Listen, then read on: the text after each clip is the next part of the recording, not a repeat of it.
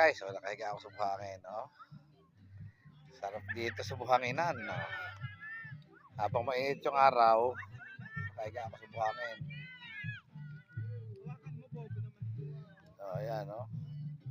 Sarap ng pakiramdam na nahihiga sa buhangin. Medyo mainit-init na yung buhangin, pero dama mo yung ginhawa kapag kayo nakahiga. Ayan. Kasi nakapagpatabo na ako, inisip kong mahiga, masarap. Nakakantok na ako dito pagka nakahiga kayo. Parang gusto nyo matulog. Kaya lang, di pwede, baka mamaya may dumang aso, ihiyan ako. Kaya hindi ako natutulog muna kasi ganun yung sitso kong alaga eh. Pag nakitang nakaupo ka, iihiyan ka sa likod. Lalo pag nakahiga ka ganito, baka ihiyan ang mukha ko. Kaya hindi ako dapat matulog kasi nandito siya. Nandito yung alaga ko. Nasa may pampang lang pero nakakalangoy na siya. Hindi siya takot sa tubig.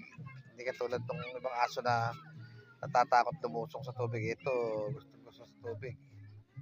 Kanina, nagtampisaw na siya. Kaya, ayan guys. Hindi ako nagpapalapit. Mahirap na. Baka maihiyak pa sa mukha.